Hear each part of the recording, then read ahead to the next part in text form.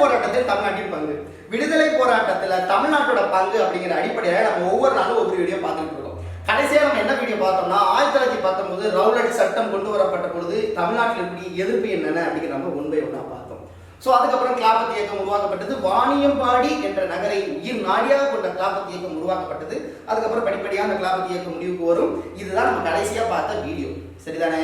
அப்ப இந்த 1919க்கு அப்புறம் தமிழ்நாட்டில் என்ன நடந்துச்சு அப்படிங்கிறத இப்போ நம்ம வரிசையாக பார்க்க போகிறோம். 1919 நீங்க முக்கியமா தெரிஞ்சுக்கப்பட வேண்டிய விஷயம் என்னன்னா, ஒவ்வொரு மிக முக்கியமாக இங்க ஏதாவது பிரச்சனை இருந்துச்சுன்னா அந்த பிரச்சனை சரி செய்வதற்காகவும் இல்ல வந்து சட்டங்களை உருவாக்குவதற்காகவும் இந்திய அரசு சட்டம் உருவாக்கப்படும். இது இந்திய அரசு சட்டம்னு சொல்லாம அவங்க யார் கொண்டு வந்தாங்களோ அதன் அடிப்படையில் இந்த சட்டங்கள் பேரை நம்ம வகுக்கிறோம். அதுக்கப்புறம் தான் விண்டோ மார்லி சீர்திருத்தம் 1909 அப்படின்னு நம்ம பார்த்தோம். அதன் அடிப்படையில் 1919 மாண்டேகு சேம்ஸ்போர்ட் சீர்திருத்தம் கொண்டு வரப்பட்டது. இந்த கொண்டு வரப்பட்டதோட நோக்கம் என்னன்னா, இரட்டை ஆட்சி முறையை உருவாக்குறாங்க. இரட்டை ஆட்சி முறை என்றால் என்ன? இரட்டை ஆட்சி முறை என்பது மாநிலத்தில் சுயாட்சி கொடுப்பதற்கான ஒரு அங்கீகாரம். ஏன்னா இவ்வளவு பெரிய பிரச்சனை வந்து வலுவிழந்து மிகப்பெரிய பிரச்சனை போயிட்டு இருக்கும்போது இதை சரி செய்யவும் உங்களுக்கு மாநிலத்தில் ஒரு சுயாட்சி அமைப்பு கொடுக்குறோம். ஸோ இரட்டை ஆட்சி முறையை உருவாக்குறோம். மத்திய மாகாணத்தில் உங்களுக்கு சட்டப்பேரவை மத்திய அரசு அப்படின்னு ரெண்டு விஷயத்தை நாங்கள் உருவாக்குறோம். சட்டப்பேரவை சட்டமன்றம் ரெண்டு விஷயமா வந்து மத்திய மாகாணத்தில் உருவாக்குவாங்க. இப்ப இருக்கக்கூடிய கீழவை மேலவை மாதிரி. அப்ப சட்டப்பேரவை சட்டமன்றம் ரெண்டா பிரிக்கிறாங்க. அப்ப சட்டப்பேரவைங்கிறது அந்த மாகாணத்தில் நடைபெறக்கூடிய எலெக்ஷன். அப்ப முதல் முறையாக 1919 மாநிலத்தில் சுயாட்சி, மத்தியில் அங்கே ஒரு ஆட்சி, அது எங்களோட ஆட்சி, பிரிட்டிஷோட ஆட்சி, மாநிலத்தில் உங்களுக்கான ஆட்சி, அது மக்களால் தேர்ந்தெடுக்கப்பட்ட ஆட்சியை நாங்கள் உருவாக்குறோம். 1919 இரட்டை ஆட்சி முறை உருவாக்கி ஒரு எலெக்ஷன் கொண்டு வராங்க. அந்த எலெக்ஷன் தான் 1920 நடக்கும். அப்ப அந்த எலெக்ஷன் அப்படிங்கிற கான்செப்ட் நீங்க பார்க்கும்போது நீங்க நீதி கட்சியை புறந்தள்ளவே முடியாது. அப்ப நீதி கட்சினா யாரு? அவங்க 1920 எலெக்ஷன்ல தேர்ந்தெடுக்கிறாங்க, போட்டியிடுறாங்க, ஜெயிக்கிறாங்க. ஆனா காங்கிரஸ் அந்த 1920 எலெக்ஷனை புறக்கணிக்கிறாங்க. ஏன் நீதி கட்சி இங்க எலெக்ஷன்ல நிக்கிறாங்க அப்படின்னு பாத்தீங்கன்னா, நீதி கட்சி என்றால் என்ன அப்படின்னா, அவங்க ஃபர்ஸ்ட் ஆதி திராவிடர் அமைப்பு அப்படின்னு ஒரு விஷயத்தை உருவாக்குறாங்க. இங்க இருக்கக்கூடிய அனைத்து அமைப்புகளுமே பிராமணர் சேர்ந்தவர்கள் தான் அதிக ஆதிக்கம் செலுத்துவதாக கருதப்பட்டுச்சு. அதனால பிராமணர் அல்லாத ஒரு இயக்கம் இன்னும் உருவாக்கப்படணும் அப்படின்னு சொல்லி ஒரு முற்பெடுக்கிறாங்க. அதுல மிக முக்கியமாக 4 பேர், டி.எம். நாயர், தியாகராஜ செட்டியார், சரிங்களா, பனகரசர், இந்த மாதிரி நிறைய பேர் இருப்பாங்க. அவங்க முதலாக இந்த ஸ்டெப்பை ஆதி திராவிடர் அமைப்புன்னு 1892 உருவாக்குறாங்க. 1852 வந்து முதல் முறையாக சங்கம் உருவாக்கப்பட்டது. சென்னை வாசிகள் சங்கம் மறந்துக்க மாட்டீங்க. சென்னை வாசிகள் சங்கம் மறந்துக்க மாட்டீங்க. 1892 ஆதி திராவிடர் அமைப்பு அப்படிங்கிற ஒரு அமைப்பு உருவாக்குறாங்க அப்பவே. ஆனா அந்த அமைப்பு உருவாக்கப்பட்டு அதுக்கப்புறம் 20ஆம் நூற்றாண்டின் தொடக்கத்துல இந்த பிராமணர் அல்லாத ஒரு சங்கம்னு ஒரு சங்கத்தை உருவாக்கணும்னு நினைக்கிறாங்க. அந்த நினைச்சது மிக முக்கியமான 4 பேர் யாருன்னா, ஒன்னு டி.எம். நாயர், இன்னொன்னு தியாகராஜ செட்டியார், இன்னொன்னு கேசவ பிள்ளை, இன்னொன்னு நடேச முதலியார். இவங்கெல்லாம் பிராமணர் அல்லாத ஆதிக்கத்தை எதிர்த்து ஒரு பிராமணர் அல்லாத ஒரு சங்கத்தை உருவாக்குறாங்க. இதுதான் பின்னால 1916 மறந்துடவே கூடாது அந்த வருஷத்தை. 1916 ஏன் சொல்றேன் அப்படின்னா, கண்டிப்பாக கேட்பாங்க. 1916 தென்னிந்திய நல உரிமை சங்கம் ஒரு சங்கத்தை உருவாக்குறாங்க. என்ன சங்கம்? தென்னிந்திய நல உரிமை சங்கம் என்ற ஒரு சங்கம் 1916 உருவாக்கப்படுது. இதுதான் பின்னாலே நீதி கட்சியை உருவெடுக்குது. சரி சார், இவங்களோட ஸ்டாண்ட் என்ன சார்? ரொம்ப சிம்பிள். எங்களுக்கு சுதந்திரம் ஒரு மேட்டர் கிடையாது. சுதந்திரத்துக்கு போராடுறதுக்காக நாங்க வரல. ஏன்னா சுதந்திரம் பெற்றாலும் இங்க பிராமணர்கள் தான் பதவியில இருப்பதனால பிராமணர்களோட ஆதிக்கம் தான் இங்க இருக்கும். சோ இங்க இருக்கக்கூடிய இங்க வாழ்முறை பெற்ற ஆதி திராவிடர் இருக்கக்கூடிய மக்கள் ஒடுக்கப்படுறாங்க. எங்களுக்கு சமூக சிந்தனை தான் முக்கியம், எங்களுக்கு சமூக சமநீதி தான் முக்கியம். நீங்க பிரிட்டிஷ்காரங்க போனாலும் இந்தியாவில் நாடு வல்லரசு ஆனாலும் இங்க சம உரிமை வழங்கப்படுவதில்லை. அதனால எங்களுக்கு விடுதலை ஒரு பொருட்டல்ல, எங்களுக்கு ஆங்கிலேயர்கள் எதிர்ப்பு ஒரு பொருட்டல்ல. ஆங்கிலேயர்கள் கொண்டு வந்த சட்டத்தின் மூலமாக நாங்கள் சட்டமன்றத்துக்கு ஏறி எங்களுக்கு பிராமணர் அல்லாதவர்களுக்கு தகுந்த உரிமைகளை நாங்கள் வாங்குவோங்கிற நோக்கத்தை கொண்டதுதான் நீதி கட்சி. பாயிண்ட் புரியுதா? அப்ப மாண்டேகு சேம்ஸ்போர்ட் சீர்திருத்தம் 1919 கொண்டு வரப்பட்ட பொழுது அதை பயன்படுத்தி எலெக்ஷன்ல நிக்கணும்னு முடிவெடுக்கிறாங்க நீதி கட்சி. ஆனா நாங்க ரவுலட் சட்டத்தை எதிர்த்து சட்டமன்றத்தை புறக்கணிக்கிறோம் என்று காங்கிரஸ் அந்த தேர்தலை புறக்கணிக்கிறாங்க. முதலாக பெண்களுக்கு வாக்குரிமை கொடுத்ததும் மாண்டேகு சேம்ஸ்போர்ட் சீர்திருத்தத்தின் மூலமாக அந்த ஆண்டு கொண்டு வரப்பட்டதுதான். அப்ப 1916 கொண்டு வரப்பட்ட நலவாரிய சட்டத்தோட கான்செப்ட் என்ன அப்படின்னா நான் சொல்லிட்டேன், இதுதான் இருக்கும். அதே போல மாண்டேகு சேம்ஸ்போர்ட் சீர்திருத்த இரட்டையாட்சி முறையை நடத்தி கொண்டு வந்து இரட்டை அமைச்சுனா ஒண்ணு கிடையாது.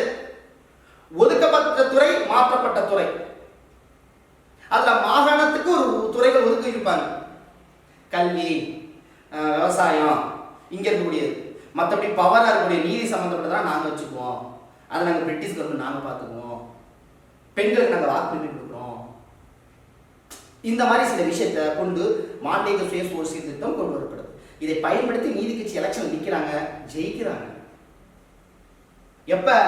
இங்க ராஜாஜி அவர்கள் தலைமையில் 1937 ராஜாஜி அவர்கள் இந்திய தேசிய காங்கிரசின் மூலமாக முதலாக சென்னை மாகாணத்தில் முதலமைச்சராக ராஜாஜி 1937 வரும் வரை 1920 இருந்து 1937 வரை நீதி கட்சியின் ஆட்சி தமிழகத்தில் இருந்தது, சென்னை மாகாணத்தில் இருந்தது.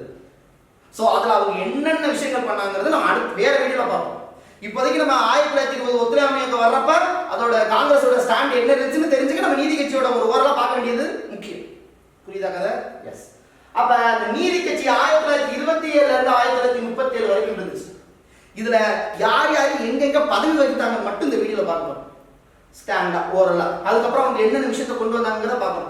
இந்தியாவில் மிக முக்கியமான சட்டங்கள் கொண்டு வந்துச்சுக்கு அது ஊனா சொல்லப்பட்டது நீதி கட்சி. காமராஜர் ஐயா அவர்கள் மதிய உணவு திட்டத்தை கொண்டு வந்தாரு. ஆனா அதுக்கு முன்னாடியே ஊனா சொல்லி போட்டு 1000 விளக்கு பகுதியில் மட்டும் மதிய உணவு கொண்டு வந்தது நீதி கட்சி. புரியுதுங்களா? குடிசை மாற்று வாரியம், அப்புறம் தொழிலாளர்களுக்கு பயிற்சி, அப்புறம் குடிசை கட்டுப்பாட்டு வாரியம், அதுக்கப்புறம் குடிநீர், இந்த எல்லா விஷயமும் இங்க ஆரம்பிச்சிட்டாங்க. அப்பவே ஓகேவா? இதுல நீங்க என்ன தெரிஞ்சுக்கணும்னா 1919 எலெக்ஷன்ல இவங்க ஜெயிக்கிறாங்க. எப்படி ஜெயிக்கிறாங்க?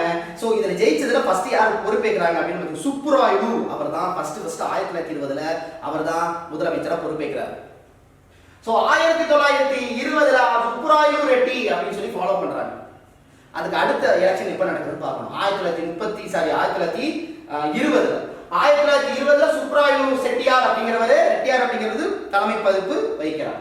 அதுக்கப்புறம் நடைபெற்ற தேர்தலில் சுயாட்சி நீதி கட்சியின் சுயராட்சி கட்சியை வென்று பனகல் அரசரின் தலைமையில் 23 சுயராட்சி கட்சின்னு ஒன்று உருவாக்கி ஆல்ரெடி சொல்லிட்டு சிஆர் தாஸ் மோதிலால் நேரு பனகல் அரசர். எப்ப? 1923. வருஷம் ரொம்ப ஈஸிங்க. 1920ங்க 1923ங்க 1923 சுயராட்சி கட்சியை வென்றும் 1923லுமே யாரும் போட்டி போட மாட்டா, காங்கிரஸ் போட்டி போடாது. ஆனா காங்கிரஸ்ல இருந்து சிஆர் தாஸ் மோதிலால் நேரு அவர்கள் பிரிந்து சுயராஜ்ய கட்சின்னு ஒரு கட்சி உருவாக்குவாங்கன்னு சொன்னேன் ஞாபகம் இருக்கா? சிஆர் தாஸ் மோதிலால் நேரு அவங்க 1923 எலெக்ஷன்ல போட்டி போடுவாங்க. 1920 நீதி கட்சி வெர்சஸ் நோ கட்சி யாருமே இல்லை, அவங்க தான் வென்னுட்டாங்க. 1923 சுயராஜ்ய கட்சி, அப்பயும் நீதி காங்கிரஸ் போட்டி இல்லை. ஆனா ஆப்போசிட்டா சுயராஜ்ய கட்சி சிஆர் தாஸ் மோதிலால் நேரு அவர்கள் இருந்த கட்சிக்கு இவங்களுக்கு ஆப்போசிட். அப்பயும் யார் ஜெயிக்கிறா? நீதிக்கு ஜெயிக்கிறது. யார் அரசர்? பனகல் அரசர். சோ 1923 எலெக்ஷன் யார் ஜெயிக்கிறா? பனகல் அரசர் ஜெயிக்கிறார். அதுக்கப்புறம் இங்கே உள்கட்சி பூசல் சொல்லுவாங்களே, இவங்களுக்குள்ள சண்டை. அப்ப உள்கட்சி பூசல் காரணமாக அடுத்த நீதி கட்சி தோற்றும். ஆனா சுயேட்சை வேட்பாளராக சுப்ராயன் ஒருத்தர் இருப்பாரு, அவரு பதவியில் வைக்கிறாரு. இது எப்ப சார் நடக்குது? 1926. அப்ப 1920 சுப்ராயு, 1926 பனகல் அரசர், 1926 என்ன சுப்ராயன் அவர் சுயேட்சை வேட்பாளர், மறந்துடாதீங்க. அதுக்கப்புறம் எலெக்ஷன் நடக்குது 1927. 1927 முதல் முறையாக நீதி கட்சி மாநில சுயாட்சி கோரிக்கை, மாநில சுயாட்சி நல்லா கவனிச்சுக்கோங்க. இப்ப எல்லா டிபார்ட்மெண்ட் எங்க கையில கிடையாது. ஒரு இங்க உப்பு சப்பு துறையை மட்டும் எங்களுக்கு கொடுத்துட்டே பக்கமான துறையை நீங்க வச்சுட்டீங்க. மாநிலத்தில் சுயாட்சி கொண்டு வாங்க, இரட்டாட்சி முறை வேண்டாம், சுயாட்சி கொண்டு வாங்கிறாங்க. எப்ப? 1927 அந்த கோரிக்கை எழுப்புறாங்க. எது? நீதி கட்சி எழுப்புது 1927. சரிங்களா? அதுக்கப்புறம் 1930 ஒரு எலெக்ஷன் நடக்கும். அதுல யார் போட்டி போடுறா? 1930 எலெக்ஷன் தேர்தலில் பிற கட்சிகள் பங்கேற்றதனால நீதி கட்சி முனுசாமி அப்படிங்கிறவர் இப்பயும் யாருமே போட்டி கிடையாது. எனக்கு பாயிண்ட் புரியுதா? அப்ப 1930 யாருமே இல்லை. இப்ப நீங்க என்ன தெரிஞ்சுக்கணும்? 1920 சுப்ராயு, 1923 பனகல் அரசர், 1926 சுப்ராயு சுயேட்சை வேட்பாளர், 1930 முனுசாமி. அதுக்கப்புறம் சட்ட மறுப்பு இயக்கம் ஒவ்வொன்றுமா ஃபாலோ ஆகுது. சோ இந்தியாவில் சட்ட மறுப்பு இயக்கத்தை சந்தித்துக் கொண்டிருக்கும் போது பொப்புளி அரசர் முதலமைச்சர் ஆகிறார் 1932. சோ பொப்புளி அரசர் முதலமைச்சர் ஆகிறாரு. இங்க சட்ட மறுப்பு இயக்கம் பெத்து போயிட்டு இருக்கு. நீ என்ன போராட்டம் நடத்திக்க, எனக்கு காங்கிரஸ் எனக்கு வந்து விடுதலை ஒரு மேட்டரே கிடையாது. அப்ப 1932 பொற்பிலி அரசர் 1935 வந்துருச்சு. இந்திய அரசு சட்டம் உருவாக்கப்படுது. அதன் அடிப்படையில் 1937 இங்க எலெக்ஷன் வைக்கிறாங்க. காங்கிரஸ் உள்ள வருது, காங்கிரஸ் ஜெயிக்குது. யாரு? ராஜாஜி அவர்கள் பொறுப்பேற்கிறாரு. நீதி கட்சி அதோட அவங்களுடைய இது படிநிலையா குறையும். இவங்க என்னென்ன சீர்திருத்தங்கள் பண்ணாங்கிறது நம்ம சமூக சமயத்துல அதுல பார்ப்போம். இப்ப நீதி கட்சியை பத்தி நாம கேட்கணும்னா, நீதி கட்சி 1920 இருந்து 1937 வரைக்கும் ஆட்சியில இருந்தாங்க. சொல்லிவிடும். 1920 யாரு? சுப்புராயலு ரெட்டியார். 1923 பனகல் அரசர். 1926 சொல்லிடலாம் சுயேட்சி வேட்பாளரான யாரு? சுயராஜ்ய கட்சி கிடையாது, சுயேட்சி வேட்பாளர் ஒருத்தர் ஜெயிக்கிறார், சுப்புராயன். சரிங்களா? சரிங்களா? எஸ், சுப்புராயன் ரொம்ப ரொம்ப முக்கியம். சுப்புராயன் அவங்க கருப்பு குதிரைன்னு சொல்றாங்க, கருப்பு குதிரைன்னு சொல்றாங்க. சுயராஜ்ய கட்சி ஆதரவோட ஒரு வருவார். அவருக்கு டெபாசிட் இது கிடைக்காது, மெஜாரிட்டி கிடைக்காது. அப்ப சுயராஜ்ய கட்சியோட ஆப்போசிட்ல அவங்களுடைய ஒத்துழைப்புடன் இவர் ஆட்சிக்கு வருவார், சுப்புராயன். அப்புறம் 1930 முனுசாமி. 1930 32 பொற்பிலி அரசன். 32 தானே சொன்னேன், 32 37 காங்கிரஸ். இது கண்டிப்பா நீங்க தெரிஞ்சுக்கிட்டே ஆகும். கண்டிப்பா நீங்க தெரிஞ்சுக்கிட்டே ஆக வேண்டும், வேற வழியே கிடையாது. அப்ப மாண்டேக சீர்திருத்த சீர்திருத்தத்தில் என்ன கொண்டு வந்தாங்க? 5 பாயிண்ட் நறுக்குன்னு சொல்லிட்டு போயிட்டே இருக்க வேண்டியதான். சீர்திருத்தம் இந்தியாவில் வெளியுறவுத்துறை அமைச்சராக இருக்கிற எட்வின் மாண்டேகு. நல்லா கொஞ்சுக்கோங்க, 2 பேர் இருப்பாங்க. ஒன்னு வெளியுறவு செயலாளர். இந்தியாவுக்கு வெளியுறவுனா பிரிட்டிஷுக்கு இருக்கக்கூடிய ஒரு செயலாளர் ஒருத்தர் இருப்பார். அவர் பேரு எட்வின் மாண்டேகு. அவர் பேர் என்ன? மாண்டேகு, எட்வின் மாண்டேகு. இங்க வைஸ்ராயா இருந்தவர் தான் லார்ட் சிம்ஸ்போர்ட். இவங்க 2 பேருனால முன்மொழியப்பட்டதான் மாண்டேகு சிம்ஸ்போர்ட். மறந்துடக்கூடாது. மாண்டேகு சிம்ஸ்போர்டில் வெளியுறவுத்துறை அமைச்சராக இருந்தவர் யாருன்னு கேட்பாங்க, சொல்லிடணும், மாண்டேகு. அப்ப வெளியுறவுத்துறை அமைச்சர் பேர் மாண்டேகு. இங்க இருக்கக்கூடிய வைஸ்ராய் வந்து யாரு? சேம்ஸ்போர்ட். 2 பேரும் மாண்டேகு சேம்ஸ்போர்ட். 5 பாயிண்ட் நறுக்குன்னு சொல்லணும். இரட்டையாட்சி முறையை கொண்டு வந்தாங்க. மாற்றப்பட்ட துறைன்னு ஒன்று உருவாக்குறாங்க. அந்த மாற்றப்பட்ட துறையில் என்ன வரும்? அதுதான் மாநிலத்தில் இருக்கிறவங்களுக்கான அந்த மாநிலத்தில் இருக்கிறதுக்கு அவங்க வகிக்கக்கூடிய துறைகள். அப்ப மாற்றப்பட்ட துறைகள் கல்வி, உள்ளாட்சி, சுகாதாரம், விவசாயம், அதெல்லாம் நீங்க பாத்துக்கோங்க. அப்போ ஒதுக்கப்பட்ட துறை அதை நாங்க பாத்துக்கிறோம். அது என்னென்ன? அது என்னன்னா காவல்துறை, சிறைகள், நில வருவாய், அதெல்லாம் நாங்க பாத்துக்கிறோம். நில வருவாய் நாங்க பாத்துக்கிறோம். புரியுதா? எஸ். அதுக்கப்புறம் இந்தியாவில் வெளியுறவுத்துறை செயலாளர் மற்றும் உதவியாளர்களுக்கு பிரிட்டிஷ் வருவாயும் சம்பளம் வழங்கப்படும். முன்னாடி என்ன இருந்துச்சு? இங்க இருந்து கொடுத்தாங்க. கவலைப்படாதீங்க, மிஸ்டர் மாண்டேகுக்கு நாங்களே சேலரி கொடுத்துக்கிறோம். உங்க இந்திய வருவாயில இருந்து எங்களுக்கு ஒண்ணுமே வேண்டாம். அப்ப வெளியுறவுத்துறை இருக்கார்ல, அந்த வெளியுறவுத்துறை செயலாளர் மற்றும் அவருக்கு உதவியாளர்களுக்கு பிரிட்டிஷ்ல இருந்து நாங்க சம்பளம் கொடுத்துக்குவோம். ரொம்ப முக்கியமாக நாங்க என்ன பண்ண போறோம்? லண்டன்ல இந்திய உயர் ஆணையர் ஒருத்தரை நியமிக்க போறோம். பெண்களுக்கு வாக்குரிமை உண்டு. 21 வயதுக்கு மேற்பட்ட பெண்களுக்கு நாங்க வாக்குரிமை கொடுக்கிறோம். தனி தொகுதி கொடுக்கிறோம். யார் யாரை தவிர? முஸ்லிம்களுக்கு தவிர. ஏன்னா முஸ்லிம்களுக்கு நாங்க ஏற்கனவே கொடுத்துட்டோம். எப்ப? 1909 மாண்டேகு சேம்ஸ்போர்ட் திருத்தத்துல முஸ்லிம்களுக்கான இடஒதுக்கீடு தனி தொகுதி கொடுத்திருப்பாங்க. அப்ப இங்க முஸ்லிம்களை தவிர சீக்கியர்கள், கிறிஸ்துவர் மற்றும் ஆங்கில இந்தியர்களுக்கு தனி தொகுதியுடன் வகுப்புவாத பிரதிநிதித்துவம் கொடுக்குறாங்க. அப்ப முஸ்லிம்களுக்கு வகுப்புவாதம் சொன்னீங்கன்னா நீங்க 1909 மாண்டேகு சேம்ஸ்போர்ட் சொல்லணும். முஸ்லிம்களை தவிர சீக்கியர்கள், ஆங்கில இந்தியர்கள் மற்றும் கிறிஸ்துவர்களுக்கு அதான் இந்தியர்கள் தனி தொகுதியுடன் வகுப்புவாத பிரதிநிதித்துவம் கொள்கை விரிவுபடுத்தப்பட்டது. இதுதான். அதே நேரத்தில் உள்ளாட்சி அமைப்பு உருவாக்கும் இங்கேயே சொல்லிடுறாங்க. கிராமப்புற மக்களின் மேம்பாட்டிற்காக இங்க சேல்ஸ்போர்ட் சில அறிக்கையை உருவாக்குற உள்ளாட்சி அமைப்பு, நகராட்சி அதெல்லாம் கொண்டு வாங்கன்னு இந்த அறிக்கையில சொல்றாங்க.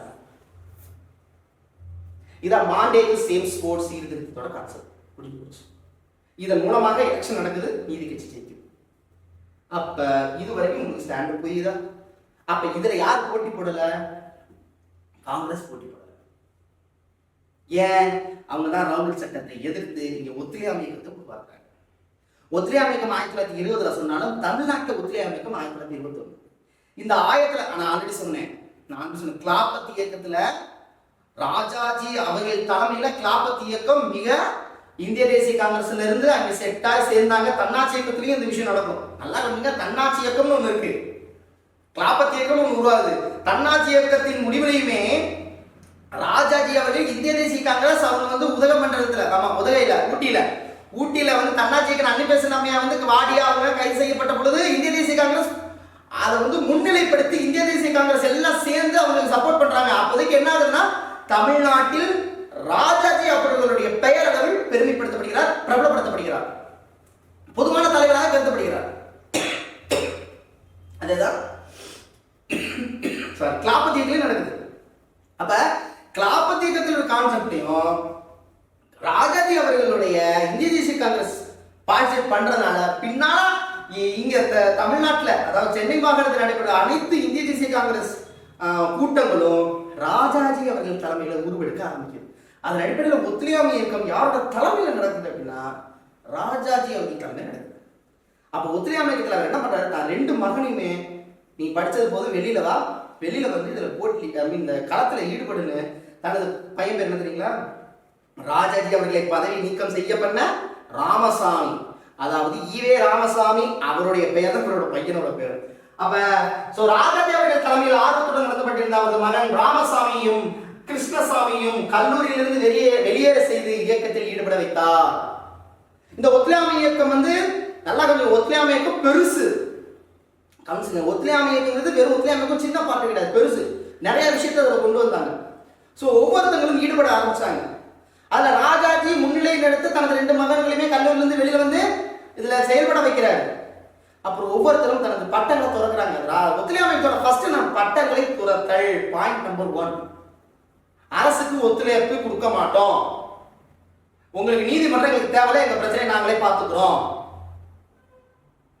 மாநிலத்தில் இருக்கக்கூடிய எங்க பொருளுக்கு நாங்க வந்து ஃபாலோ பண்ணிக்கிறோம், உங்க பொருட்கள் எங்களுக்கு தேவையில்லை, உங்க பொருள் தேவையில்லை, உங்க ஆட்சி தேவையில்லை, உங்களுக்கு ஒத்துழைப்பு கொடுக்க முடியாது. கடைசியில் தான் வரிகுடா இயக்கம். பட்டங்களை துரத்தல். அப்புறம் மிக முக்கியமாக அரசு அலுவலகங்கள், பள்ளிக்கூடங்கள், கல்லூரி அதுக்கு புறக்கணித்தல். அதுக்கப்புறம் லாஸ்ட்ல வரிகுடா இயக்கம். சட்ட மறுப்புங்கிறது உங்க சட்டத்தை நாங்க மதிக்க போறதுல சட்ட மறுப்பு. 1930 சட்ட மறுப்பு இயக்கம் வரும், அதை நான் சொல்றேன். அப்போதைக்கு இதை சட்ட மறுப்பு இயக்கம் சொல்லக்கூடாது. ஒத்துழையாமை இயக்கத்தோட கான்செப்ட் என்ன, நாங்க வந்து பட்டங்களை துரத்தல், அரசு அலுவலகங்களுக்கு புறக்கணித்தல், எந்த அரசு அலுவலகம் நாங்க போக மாட்டோம், பள்ளிக்கு படிக்க வர மாட்டோம், எதுவுமே பண்ண மாட்டோம், நாங்க வீதியில போராட தயாரா இருக்கோம், உங்களுடைய பொருட்களை நாங்க வாங்க மாட்டோம், ஒத்துழைப்பு கொடுக்க முடியாது, நீதிமன்றத்துக்கு எங்களுக்கு வழக்கு தேவை, நாங்களே பார்த்துக்கிறோம் அப்படிங்கிறது. அப்ப அதன் அடிப்படையில பாரிஸ்டர் பட்டத்தை துறக்கிறார் ஜார்ஜ் ஜோசப் அவர்கள். ஜார்ஜ் ஜோசப்ங்கிறது நான் பின்னாடி சொல்றேன். பாரிஸ்டர் பட்டத்தை துறந்தவர் எப்போ துறக்கிறார்னா, ஜார்ஜ் ஜோசப் அவர்கள் எப்போ துறக்கிறார்னா ஒத்துழையாமை இயக்கத்தின் வாயிலாக துறக்கிறார். அதே நேரத்துல நம்ம ஸ்ரீனிவாச ஐயங்கார் யாரு, நான் சொன்னேன்ல, இதுக்கு விதப்பட்டது வந்து இவருடைய வீட்டுல இருந்து தான் விஷயங்களை மேற்கொண்டாங்க, அந்த விஷயம் தான். அப்ப 1920 இந்த ஒத்துழையாமை இயக்கம் ஃபாலோ பண்ணும்போது இதுக்கு வந்து எங்க வந்து இது பண்றாங்க, காந்திஜி அவர்கள் சென்னையில தான் முடிவெடுக்கிறாங்கன்னு ஆல்ரெடி பார்த்தோமா இல்லையா. ஐயங்கார், யாரோட ஐயங்கார், சீனிவாச ஐயங்கார் வீட்டுல தான் தங்கியிருந்தார். அந்த சீனிவாச ஐயங்கார் அட்வொகேட் ஜெனரல் பதவியை துறந்தார். எனக்கு உங்க அட்வொகேட் ஜெனரல் பதவி. அதே நேரத்துல இது ரொம்ப முக்கியம், CIE அப்படிங்கிற ஒரு பட்டம் வச்சு அதையும் திறந்துட்டார். CIE தீமாவை என்ன பண்றாரு, திறந்துறாரு. கான்செப்ட் புரியுதா, பாயிண்ட் புரியுதா இல்லையா. அப்ப ஒத்துழையாமை இயக்கம் நடைபெற போதும் தெரிஞ்சு போச்சு. அப்ப நான் அதுக்கான விஷயங்களை எடுத்து செல்லணுமா இல்லையா. ரவுலட் சட்டத்துக்கான விதை வந்து சென்னை மாகாணத்துல கஸ்தூரி ஐயங்கார் வீட்டுல தான் யார் ஃபாலோ பண்ணாங்க, காந்திஜி அவர்கள் ஃபாலோ பண்ணாங்கன்னு பார்த்தோம். இப்போ ஒத்துழையாமை இயக்கம் நடைபெற போறது முடிவெடுக்கிறாங்க. அந்த ஒத்துழையாமை இயக்கத்தோட படிநிலைகள் என்ன, நம்பர் 1 நீங்க தெரிஞ்சுக்கிற 3 மாநாடு ரொம்ப முக்கியம். ஃபர்ஸ்ட் மாநாடு என்ன சார் அப்படின்னு கேட்டீங்கன்னா, ஃபர்ஸ்ட் மாநாடு கிளாபத் மாநாடு 1920 ஆகஸ்ட் 31 நடைபெறும், சென்னையில நடைபெறும். இதெல்லாம் மகாத்மா காந்தி அவர்கள் சொல்லுவாங்க, காந்திஜிக்கு ஜெயம் சொல்லாதீங்க, முகமது அலி சவுக்கத் அலிக்கு ஜெயம் சொல்லுங்க. பார்த்தோம், போன வீடியோல பார்த்தா நல்லா ஞாபகம். அது எங்க, கிளாபத் இயக்கத்தோட மாநாடு எங்க நடக்குது, 1920 நடக்குது. இந்த கிளாபத் மாநாட்டுல தான் ஒத்துழையாமை இயக்கம் தொடங்குது. ஒத்துழையாமை இயக்கத்தை அப்படியே தொடங்குறாங்க.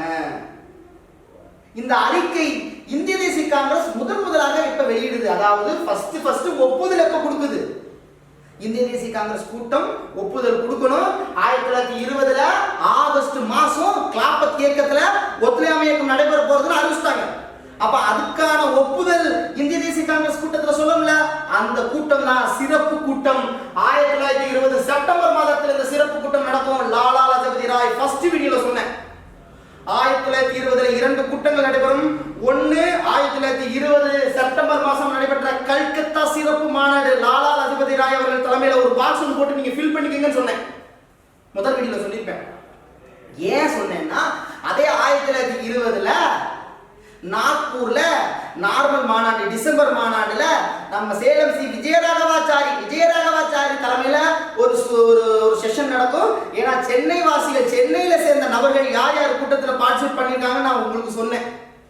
அதுல நாக்பூர்ல விஜயராகவாச்சாரி 1920ல நாக்பூர்ல ஒரு கூட்டத்துல தான் தீர்மானம் நிறைவேற்றிருப்பாங்க. அப்ப பாயிண்ட் புரியுதா? அப்ப ஃபர்ஸ்ட் சென்னையில நடந்த கிளாபத் இயக்கத்துல ஆகஸ்ட் மட்டும் ஞாபகம் வச்சுக்கோங்க, சரிங்களா? ஆகஸ்ட்ல கிளாபத் கூட்டத்துல ஒத்துழையாமை இயக்கம் அறிவிக்கப்பட்டது. ஒத்துழையாமைக்கு ஒப்புதல் அதுக்கப்புறம் செப்டம்பர் மாசம், ஆகஸ்ட் அடுத்து செப்டம்பர் அப்படி கூட வச்சுக்கோங்க. ஆகஸ்ட் மாசம் கிளாபத் மாநாட்டில் அறிவிப்பு வெளியிடப்படுது. அதுக்கப்புறம் செப்டம்பர் மாசம் இந்திய தேசிய காங்கிரஸ் சிறப்பு மாநாடு லாலா லஜபதி ராய் அவர்கள் கல்கத்தா செக்ஷன்ல இதுக்கான ஒப்புதல் கொடுக்குறாங்க இந்திய தேசிய காங்கிரஸ். இதற்கான தீர்மானம் டிசம்பர் மாதம் நடைபெறக்கூடிய நாக்பூர் இந்திய தேசிய காங்கிரஸ் மாநாட்டில் நாக்பூர் நடந்து சேலம் சி விஜயராகவாச்சாரி அவர்கள் தலைமையில இதுக்கு தீர்மானம் கொண்டு வரப்பட்டது. இது ரொம்ப முக்கியம்.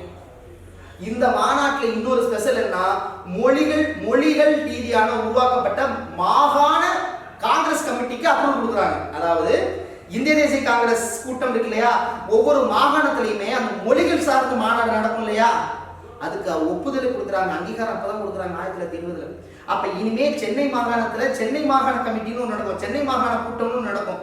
இந்திய தேசிய காங்கிரஸ் சென்னை மாகாண கூட்டத்துக்கு நாங்க அப்ரூவல் கொடுக்குறோம். இந்த மாதிரி மாகாணத்துகள் மொழிகள் சார்ந்து அந்த வட்டார மொழிகளை நடத்தக்கூடிய மாகாண சென்னை இந்திய தேசிய காங்கிரஸ் மாகாண கூட்டத்திற்கு ஒப்புதல் கொடுக்குறாங்க, அங்கீகாரம் கொடுக்குறாங்க, மொழிகள் சார்ந்த காங்கிரஸ் கமிட்டி. எவ்வளவு பெரிய விஷயம். சரி வாங்க ஒத்துழையாமை இயக்கத்துக்கு வருவோம். அப்போ ஒத்துழையாமை இயக்கம் இந்த 3 மாநாடு ரொம்ப முக்கியம். அதுக்கப்புறம் அலகாபாத்ல அனைத்து இந்திய கட்சிகள் மாநாடும் நடக்கும், அது ரொம்ப முக்கியம் இல்லை. இந்த மொத்தம் 3 மாநாடு ரொம்ப முக்கியம். ஒத்துழையாமை இயக்கத்துக்கு அப்ரூவல் எப்ப கொடுத்தாங்க, எப்ப அறிவிக்கிறாங்க, எப்ப தீர்மானம் கொண்டு வரப்பட்டுச்சு. இவங்களோட நோக்கம் என்ன? பட்டங்களை துரத்தாச்சு, சட்டமன்றங்களை புறக்கணிப்பு பண்ணியாச்சு. ஸோ அடுத்து அரசின் செயல்பாடுகள் ஒத்துழைப்பு கொடுக்க முடியாது, அரசு மற்றும் கல்லூரிகளை புறக்கணிப்போம், அந்நிய பொருட்களை புறக்கணிப்போம், ஸோ சுதேசி பொருட்களை ஊக்குவிப்போம். இதுதான் அதோட கான்செப்ட். இதோட கடைசி தான் வரிகுடா இயக்கம். அது ஏன் வரிகுடா இயக்கம் வந்துச்சுன்னு பின்னாடி பார்ப்போம், ரொம்ப இன்ட்ரெஸ்டிங்கா இருக்கும். சரியா, கதை புரியுதா? எஸ். இதுல நீங்க கரெக்டா என்ன தெரிஞ்சுக்கணும்னா, இப்பதான் 1920 நடக்குது. 1920 நவம்பர் மாசம் இங்க எலெக்ஷன் நடக்குது. 1920 நவம்பர் மாசம் எலெக்ஷன் நடக்குது. அதுல 98 இடங்களில் 63 இடங்களை நீதி கட்சி பொறுப்பேற்று வெற்றி பெறாங்க. அப்ப நல்லா படிச்சுக்கோங்க. 1920 நடந்த எலெக்ஷன்ல மொத்தம் 98ல 63 இடங்களில் நீதி கட்சி வெற்றி பெறாங்க. இதனை வரவேற்பதற்காக அங்கிருந்து ஒருத்தர் வராரு, இது இங்க சென்னை மாகாணத்துக்கு வராரு. இதுல 2 விஷயத்தை நல்லா புரிஞ்சுக்கோங்க. சென்னை மாகாணத்துக்கு ஒருத்தர் வராரு, இங்க நீதி கட்சி ஜெயிக்குது, ஆனா காங்கிரஸ் அவங்க உள்ள விடல. இளவரசர் இங்க அதே நேரத்துல வேல்ஸ் இளவரசர் ஒருத்தர் இங்க வருவாரு, அவர் 1921 வருவாரு. அவர் இந்தியாவுக்கு வர்றத இந்திய தேசிய காங்கிரஸ் புறக்கணிக்கும். அதே வருஷம் ஜனவரி மாசம் இங்க சென்னை மாகாணத்துக்கு வர்றதையும் புறக்கணிக்கும். இதுல என்ன கான்செப்ட்னா, ரெண்டுமே புறக்கணிப்பு. இந்தியாவுக்கு வர்ற ஜூலை மாசம் புறக்கணிக்கிறது இளவரசர் வேல்ஸை புறக்கணிப்பாங்க. இளவரசர் வருகையை புறக்கணித்தது ஒத்துழையாமை இயக்கத்தின் ஒரு பகுதியாக. இது ஜூலை மாசம் நடக்கும். ஜனவரி மாசம் இங்க ஒருத்தர் வருவாரு, அவரையும் புறக்கணிச்சாங்க. அது சென்னை மாகாணத்துல. இது நம்ம சென்னை தமிழ்நாட்டுல படிக்கணும், தெரியணும். அவர் வந்தவர் பேர் என்ன அப்படின்னா, சோ கானட் கோமகன் ஞாபகம், கோமாளி ஞாபகம், கோமகன். ஜனவரி மாசம் வருவார், அதை புறக்கணிப்பாங்க. ஆக்சுவலா அதில் யார் ஜெயிப்பாங்கன்னா நீதி கட்சி கவர்மெண்ட் ஆயிடுச்சு, ஆனா உங்களை வரவேற்கணும் நீதி கட்சி. பாயிண்ட் புரியுதா?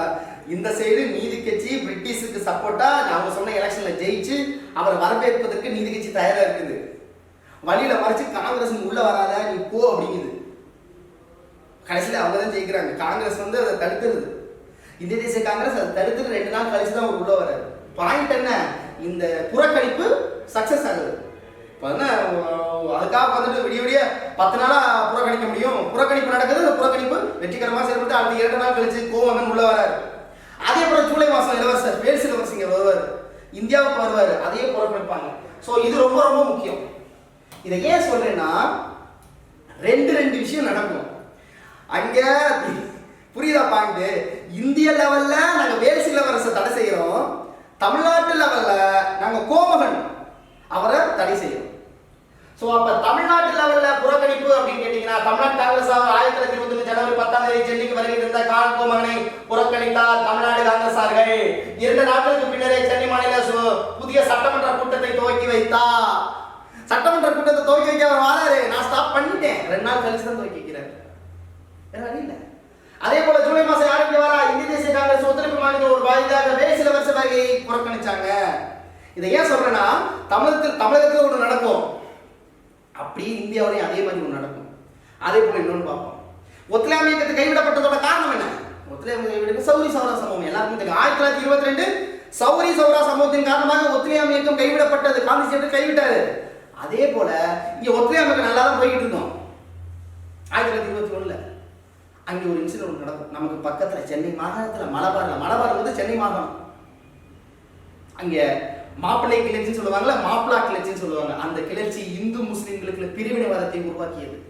அந்த பிரிவினைவாதம் ஒத்துழையாமைக்கு நடத்துவதற்கு இங்க இருக்கக்கூடிய சென்னை மாகாணத்தை பாதிச்சிச்சு.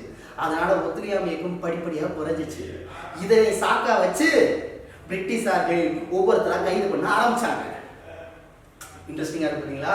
அப்ப இந்தியாவில் ஒத்துழையாமை இயக்கம் ஸ்டாப் பண்றதுக்கான காரணம் என்னன்னு கேட்டீங்கன்னா எதை சொல்லணும்? சௌரி சௌரா சம்பவம்.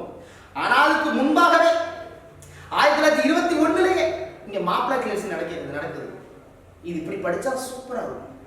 பாத்துருவோமா? எனக்கு ரொம்ப இன்ட்ரெஸ்டிங்கா இருக்கு. சோ இந்த சைடு வந்துருவோம்.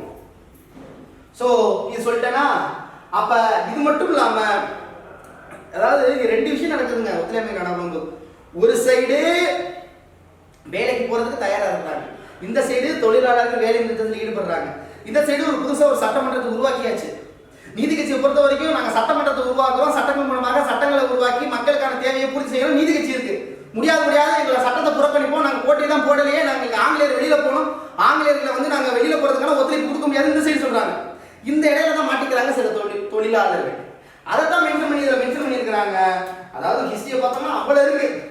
சோ சென்னை தொழிலாளர் யூனியன் சார்பாக பக்கிங்ஹாம் தொழிற்சாலை தொழிலாளர்கள் வேலை நிறுத்தத்தில் ஈடுபட்டாங்க.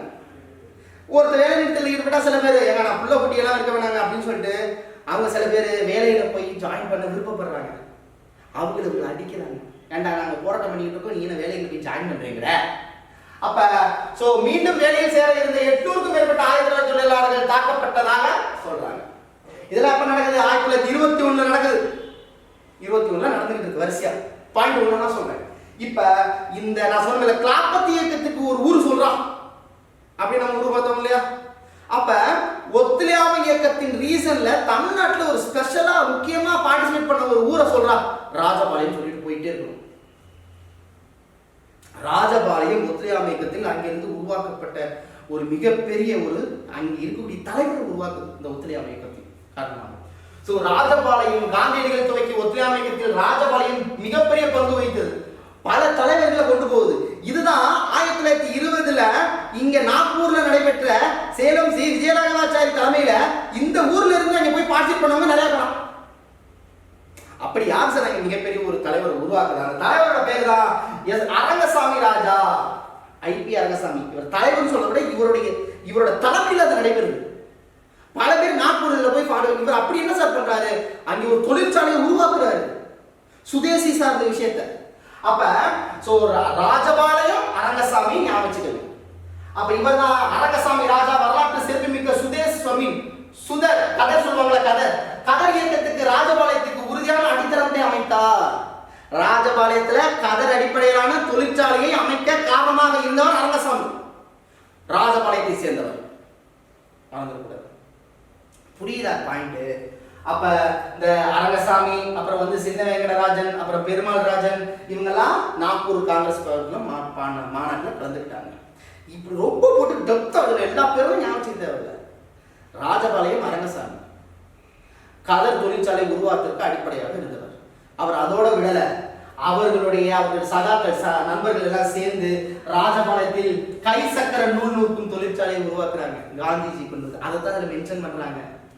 ரொம்ப டெப்த் கொஸ்டின் கேட்காம இதை கேட்டு வச்சிருக்காங்க. பாயிண்ட் புரியுதா?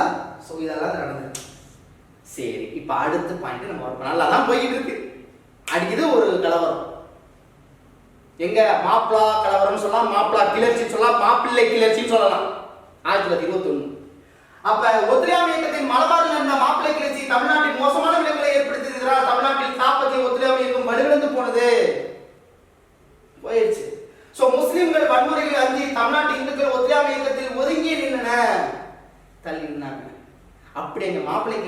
என்ன, மாப்பிள்ளை கிளர்ச்சினா என்ன பார்க்க போறோம்.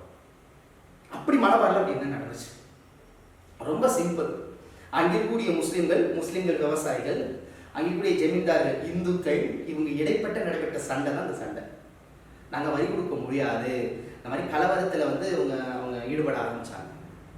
2 வரலாறு இருக்கு.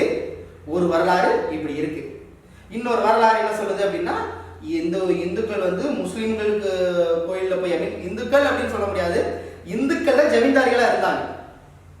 அதான் பாயிண்ட். நான் சொல்ற பாயிண்ட் புரிஞ்சுக்கோங்க.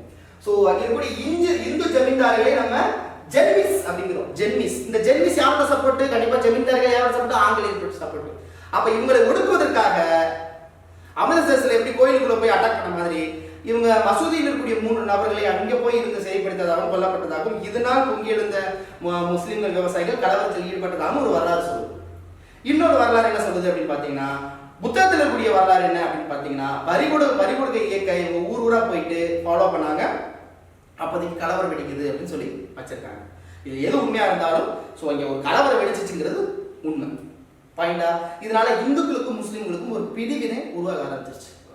அங்கே வெடிக்கிறதுனால இங்க முஸ்லிம்களுக்கும் இந்துக்களுக்கும் சண்டைன்னு அங்கே விஷயம் நடக்குது. ஸோ தமிழகத்துக்கு பரவுது. இதனால முஸ்லிம்கள் இந்துக்களும் சேர்ந்து நடைபெற்ற ஒத்துழையாமைக்கும் தடைபடுது. தடைபடல, ஃபுல்லா தடைபடல, டவுன்ஃபால் ஆரம்பிச்சிருச்சு. சரிங்களா?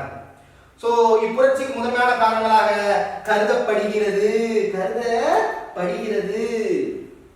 சோ பாயிண்ட் என்ன அப்படிங்கன்னா, ஏப்ரல் 1921ல மாப்பிளா விவசாயிகள் ஜமீன்தாரிகள் அடக்குமுறைக்கு எதிராக கிளர்ச்சியில் ஈடுபட்டன.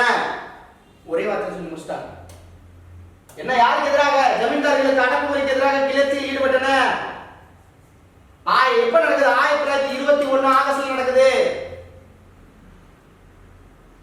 1921 மாப்பிளா கிளர்ச்சியின் காரணமாக மாப்பிளா விவசாயிகள் காவல் நிலையத்தில் பொதுநலவர்கள் மற்றும் செய்தி தொடர்புகள் அடக்குமுறையில் ஈடுபட்ட நில சுமந்தவர்கள், வட்டிக்காரர்கள் ஆகியோர் அனைவரையுமே தாக்கினார்கள். எல்லாத்தையும் தாக்கினாங்க. இது எங்க இருந்து எடுத்ததுன்னா 8ஆம் வகுப்பு முதல் பருவம், 8ஆம் வகுப்பு, அதுல இருந்து இதை எடுத்திருக்கேன். சரிங்களா? 1921 வாக்கில் அரசு இரக்கமின்றி மாப்பிளா கிளர்ச்சியை அடக்கியது. வேற வழி இல்லாம ஃபோர்ஸ் இறக்குறாங்க, ஃபோர்ஸ் இறக்கி கொள்றாங்க. புத்தகத்துல போட்ட பாயிண்ட சொல்றேன். கிட்டத்தட்ட பேரு 2377 மாப்பிளா கிளர்ச்சியாளர்கள் கொல்லப்பட்டதாக புத்தகத்துல மென்ஷன் ஆயிருக்கு. சரியா? இது மிகைப்படுத்தி போட்டிருக்காங்களா என்னன்னு தெரியல. 2337 பேர் கொண்டிருக்காங்க. மித்தட்ட 1650 பேர் காயமடைந்தனர். 45,000க்கு பேர் மேல கைது செய்ய சிறைப்பிடிக்கப்பட்டனர் சொல்றாங்க. இவ்வளவு பெரிய விஷயம் நடக்கும்போது அதோடைய பிரதிபலிப்பு எப்படி மக்களுக்கு கொண்டு போயிச்சுன்னா, இந்து முஸ்லிம் சண்டை. முஸ்லிம்கள் ஜமீன்தாரிகளுக்கு எதிராக நடைபெற்ற கிளர்ச்சி அது இந்து முஸ்லிம் சண்டையாகி தமிழ்நாட்டில் திருச்சி, சேலம் எல்லா இடத்துலையுமே படிப்படியா டவுன்ஃபால் ஆகுது. 1921ல இங்க காந்தி வராரு. காந்தி வந்து இந்த ஒத்துழையாமை நல்லாவா வெற்றிகரமா நடந்து முடியுமாங்கிற சந்தேகமே அவர் வர ஆரம்பிச்சிருச்சு. 1922 செப்டம்பர் மாசம், ஆகஸ்ட் இங்க நடக்குது, செப்டம்பர் மாசம் காந்தி வருவார். சோ செப்டம்பர் மாசம் தமிழ்நாட்டுக்கு வருகிற இந்த காந்தி இந்து முஸ்லிம் ஒற்றுமை கேள்விக்குறியாக இருப்பதை காண தவறவில்லை. அடிச்சு பாயிண்ட். கவர்மெண்ட் என்ன பண்ணுது? அரசாங்கம் என்ன பண்ணுது? ஒவ்வொருத்தையா கைது பண்ண ஆரம்பிக்குது. அப்ப ஒத்துழையாமைக்கும் இது கொஞ்சம் கொஞ்சமா படிப்படியா குறையுது. உடனே இங்க இருக்கிறவங்க இதை குறைக்க கூடாதுன்னு தனிநபர் சத்தியாகிரகத்தை கொண்டு வராங்க. நான் தனிநபர் சத்தியாகிரகத்தை உருவாக்கணும்னு அனௌன்ஸ் பண்றாங்க. அனௌன்ஸ் பண்ண உடனே ராஜாஜி கைது செய்யறாங்க. அதுக்கு முன்னாடி யார் கைது செய்யறாங்க? யாகூப் கசான் கைது செய்யப்படுகிறாரு. அப்புறம் தமிழ்நாட்டில் இருக்கக்கூடிய பத்திரிகை ஆசிரியர் வரதராசன் கைது செய்யப்படுறாரு. தேசபக்தன் ஆசிரியர் குழு கைது செய்யப்படுது. வரிசையா கைது செய்யப்படுறாங்க. கைது செய்யப்படும் பொழுது ராஜாஜி என்ன அறிவிக்கிறாரு? சோ நவம்பர் 4 1921 செப்டம்பர், அக்டோபர், நவம்பர்ல அது அனௌன்ஸ் பண்றாங்க. என்ன? அகில இந்திய காங்கிரஸ் கமிட்டி தனிநபர் சட்டமறுப்பு இயக்கத்தை கையில் எடுத்தது. தனிநபர் சட்டமறுப்பு, அந்த வார்த்தை தனிநபர் சட்டமறுப்பு. கூட்டம்லாம் அரசு பண்ணி கூட்டங்கள்லாம் அப்ப தனிநபரா நம்ம சட்டமறுப்பு பண்ணுவோம். தனிநபர் சட்டமறுப்புன்னு சொன்ன உடனே தனிநபர் தானே, அப்ப உன்னை மட்டும் தனியா அரசு பண்ணிடுறாங்க. தனிநபர் சட்டமன்றத்தை சட்டமறுப்பு இயக்கத்தை கையில் எடுத்து சொன்ன உடனே ராஜகோபாலாச்சாரி மற்றும் சுப்பிரமணிய சாஸ்திரி அவர்கள் கைது செய்யப்படுகிறார்கள். இதே நேரத்தில் கோயம்புத்தூர்ல இந்த இடம் தான் பாயிண்ட். காங்கிரஸ் தான் என்னுடைய முதல் எதிரி, காங்கிரஸை எதிர்க்கிறது தான் என்னோட முதல் என்னோட வாழ்க்கை லட்சியமே சொன்ன பெரியார் அவர்கள் இங்கே காங்கிரசின் சார்பாக கோயம்புத்தூர்ல கள்ளுக்கடை மறியலில் கைது செய்யப்படுகிறார். அப்ப ஒத்துழையாமை இயக்கத்தின் வாயிலாக தன்னை கோயம்புத்தூர்ல பிரபலப்படுத்தி தன்னை வெளிப்படுத்திக் கொண்டவர் பெரியார் அவர்கள். கோயம்புத்தூர் கள்ளுக்கடை மறியலில் ராமசாமி அவர்களும் கைதாகிறார். பாயிண்ட் புரியுது. அப்ப மாப்பிளா கிளர்ச்சி ஒத்துழையாமை இயக்கத்தை சென்னையில ஒத்துழையாமை இயக்கத்தை அடிகொடிக்கிறதுக்கு இது ஒரு காரணம். ஒரு லைன் அவங்களுக்கு விடல, ஒரு லைன் உங்களுக்கு விடல. நான் அப்ப இதன் பிறகுதான் இங்க யார் வருவா சொன்னல, ஜனவரி மாசம் அவங்க வருவாங்க. ஜூன் மாசம் யார் கோமகன் வந்து ஜனவரி மாசம் சென்னைக்கு வருவாரு. இவ்வளவு ஒரு பிரச்சனை வருதுன்னு ஜூலை மாசம் யார் வருவா, வேல் சிலவரசர். சோ வேல் சிலவரசர் இங்க வருவாரு. அவரு நல்லா கவனிச்சுக்கணும், ஜூலை மாசம் இந்தியாவுக்கு வருவாரு. இங்க வர்றது 1920 சென்னை மாகாணத்துக்கு வருவது ஜனவரியில 1922. மறந்துடவே கூடாது, நல்லா கவனிச்சுக்கோங்க. 1921 வேல் சிலவரசர் இங்க ஜூலை மாசம் வருவாரு. இங்க எல்லாம் பார்த்துட்டு இங்க தமிழ்நாட்டுக்கு வர்றது ஜனவரி மாசம் அடுத்த வருஷம். சரியா? வருஷம் மாத்தி மாத்தி சொல்லாதீங்க, சண்டை போடக்கூடாது இல்லையா? அங்க சொன்னேன்னா 1921 ஜனவரி மாசம் கோமகன் வருவாரு. அதே தமிழ்நாட்டில் எதிர்ப்பாங்க, இந்தியாவில் எதிர்க்கிறது என்ன ஜூலை மாசம், அதே 1921. ஆனா இங்க வேல் சிலவரசர் சென்னை வருகை இருந்த பொழுது ஜனவரி 1921 ஜனவரி நகரில் எதிர்ப்பு நடைபெற்றது. அந்த எதிர்ப்புல துப்பாக்கி சூடு நடத்த ஆரம்பிச்சிருவாங்க. ஒத்துழையாமைக்கும் இங்கேயே சரிஞ்சிருச்சு, துப்பாக்கி சூடு இங்கே நடத்திட்டாங்க. அப்ப சௌரி சௌரா சம்பவங்கிறது ஒரு காரணம், ஸ்டார்ட் பண்றதுக்கு ஒரு காரணம். ஆனா அதுக்கான அதான் சொல்றேன், வரலாறுலயே எல்லாத்துக்கும் ஊனா சொல்லிப்பட்டது சென்னை தான், சென்னை மாகாணம் தான், தமிழ்நாடு தான். அப்ப தமிழ்நாட்டுல இங்கே துப்பாக்கி சூடு எப்ப நடந்தது? ஜனவரி மாசம் 1922 நடந்தது. அதுக்கப்புறம் சௌரி சௌரா சம்பவம் பிப்ரவரி மாசம், பிப்ரவரி 4 சௌரி சௌரா சம்பவம். இது ஜனவரி. சோ வேல் சிலவரசர் வன்முறையை துப்பாக்கி சூடு தமிழ்நாட்டில் நடைபெற்ற ஒத்துழையாமை இயக்கத்துக்கு அவப்பெயர் தேடியிருந்தது. அடுத்துதான் ஃபாலோ பண்ணுறாங்க, வரிகோடா இயக்கத்தை நம்ம உருவாக்குவோம். அடுத்து வரிகோடா இயக்கம். அப்ப வரிகோடா இயக்கத்துக்கு தமிழ்நாட்டில் ஆதரவு இல்லை, எந்த ஆதரவும் இல்லை வரிகோடா இயக்கத்துக்கு. தமிழ்நாட்டில் ஒத்துழையாமை இயக்கத்தின் முதுகெலும்பாக இருந்த ராஜகோபாலாச்சாரி சிறையில் அடைக்கப்பட்டதா? கொஞ்சம் கொஞ்சமா படிநிலையா குறையுது.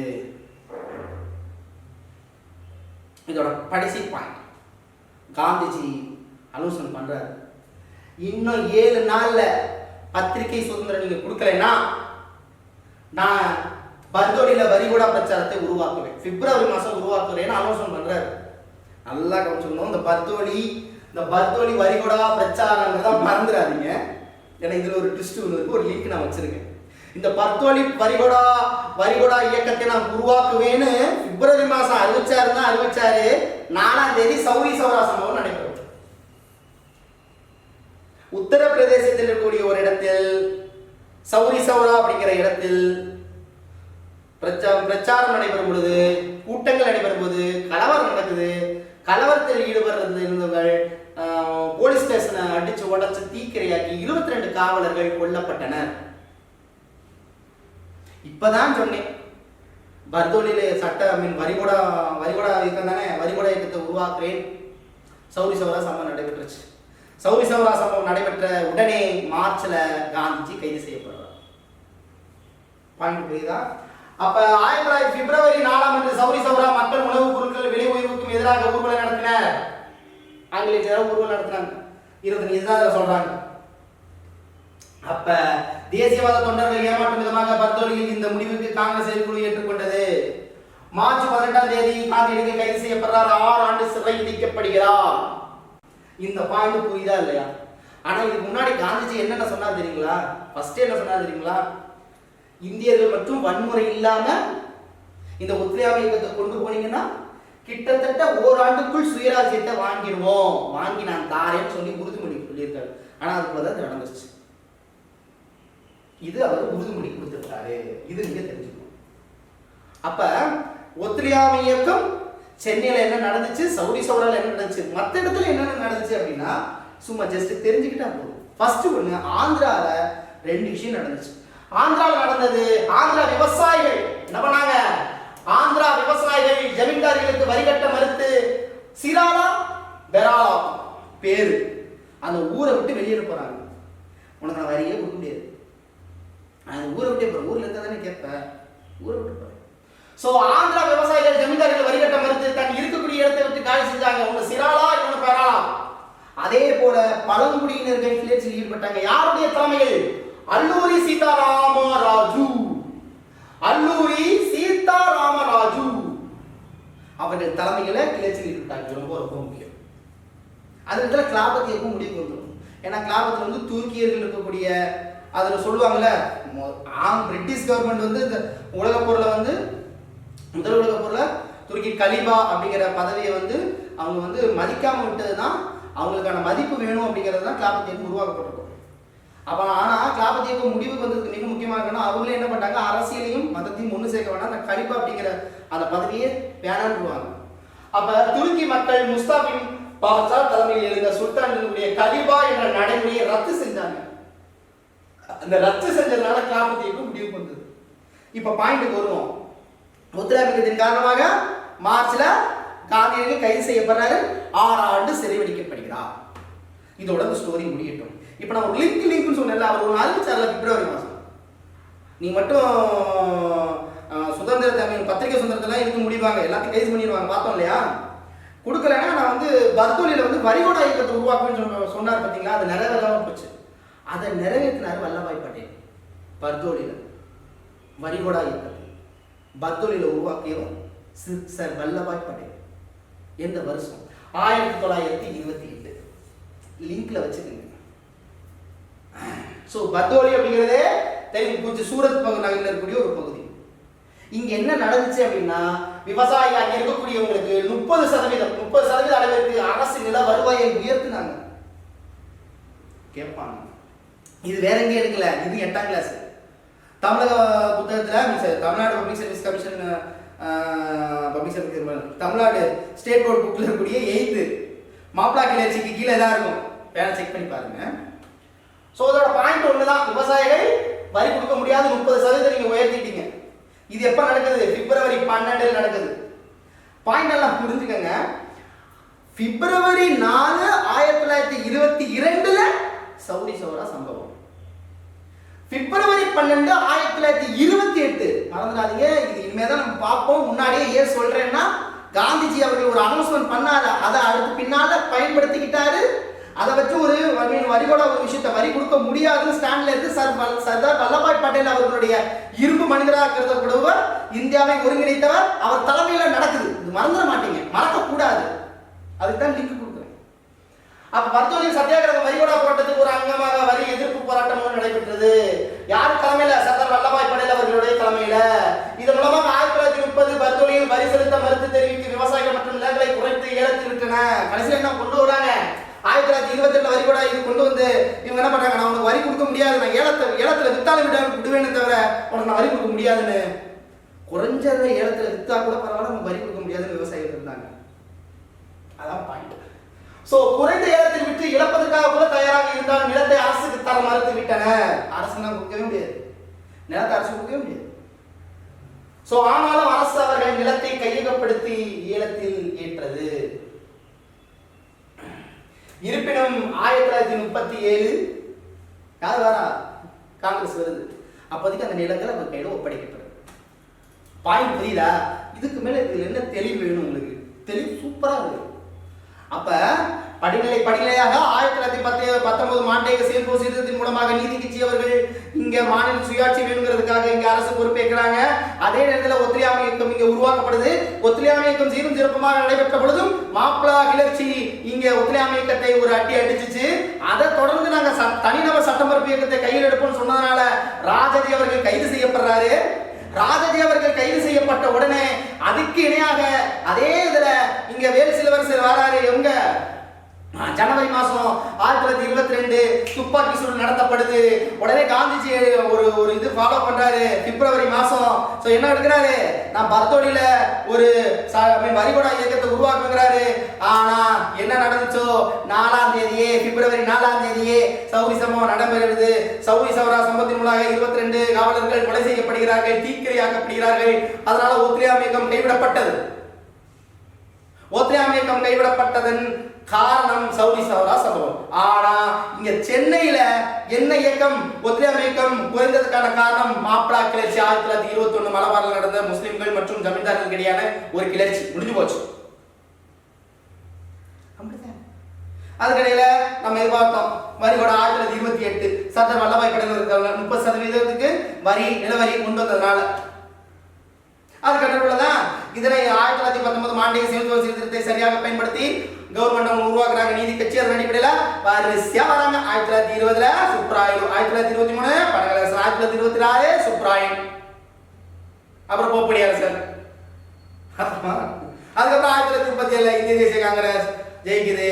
அங்கே ராஜாஜி அவர்கள் தலைமையில பொறுப்பேற்கிறார். மீண்டும் சந்திப்பு விடைபெறுவது உங்கள் அன்பு கார்த்திக். நன்றி, வணக்கம்.